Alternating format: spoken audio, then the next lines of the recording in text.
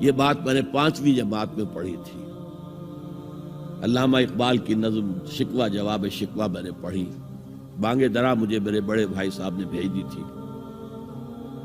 ایک شعر تو وہ ہے بانگ درا کا جو میرے تحت الشعور میں کہیں چپک گیا تھا اور میری پوری زندگی کو اس نے ایک رخ پر ڈالا ہے.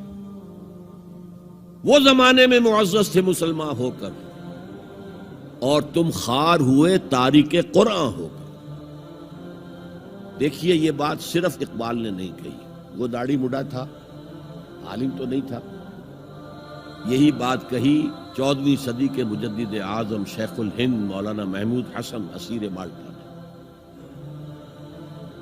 4 سال کی اسیری کے بعد جب رہائی پا کر آئے تھے 1920 میں, اور رہائی کیوں ملی تھی کہ ٹی بی 3rd سٹیج کو پہنچ گئی تھی. انگریز ڈرتا تھا کہ اگر ہماری اسیری ہی کے اندر کہیں انتقال ہو گیا تو کہیں طوفان اٹھ جائے گا, لہذا چھوڑ دیا.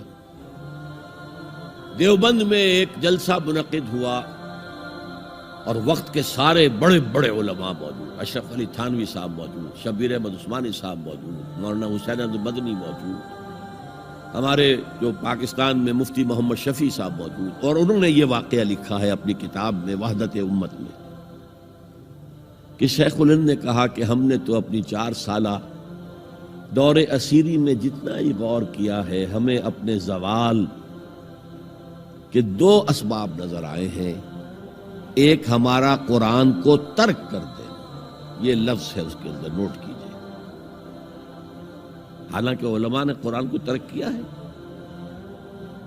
لیکن اگر آپ نے کہا نہیں تو یہ صحیح نہیں ہے, کیا ہے. ان کا سارا زور فقہ پر ہے, حدیث پر ہے, زیادہ زور قرآن پر نہیں ہے. صحیح بات ہے. کہنے والا کون ہے؟ شیخ الہند. ایک ہمارا قرآن کو ترک کر دینا اور دوسرا آپس کے اختلافات. اور مفتی شفیع صاحب نے اس کے اوپر پھر یہ گرہ لگائی کہ حضرت شیخ نے جو 2 باتیں کہی تھی حقیقت میں ایک ہی ہے. ہمارے اختلافات بھی اسی لیے کہ ہم نے قرآن کو ترک کر دیا. تو یہ ہے ایک شعر جو میرے ذہن میں چپک گیا تھا. پھر قرآن سے اللہ نے جو ایک مناسبت دی ذہنی قلبی, اللہ کا شکر ہے, اللہ کا فضل ہے. دوسرا شعر وہ ہے کہ وقت فرصت ہے کہاں, کام ابھی باقی ہے, نور توحید کا اتمام ابھی باقی ہے. پورے کرہ ارضی جب تک کہ توحید سے جلوگر نہ ہو جائے اور اسلام کا ڈنکا نہ بج جائے, اس وقت تک حضور کا مشن مکمل نہیں ہے. حضور حوالے کر کے گئے تھے امت کے. خطبہ حجۃ الوداع میں آپ نے سوال کیا الا هل بلغت, اور 1.25 لاکھ کے مجمع نے جواب دیا انا نشهد انك قد بلغت الرسالۃ واديت الامانۃ ونصحت الامۃ وكشفت الغمۃ.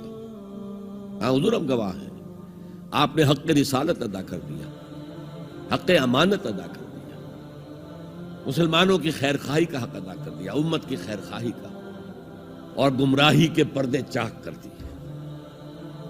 3 دفعہ حضور نے سوال کیا, 3 دفعہ جواب دے کر پھر آسمان کی طرف نگاہ اٹھائی اور انگشت شہادت سے اشارہ کیا اور پھر لوگوں کی طرف اللہم اشہد اللہم اشہد اللہم اشہد, اے اللہ تو بھی گواہ رہے, یہ مان رہے ہیں کہ میں نے پہنچا دیا.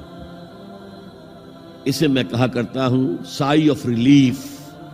کندھوں پر ایک بہت بڑا بھاری بوجھ آ گیا تھا, بہت بڑی امانت تھی قرآن.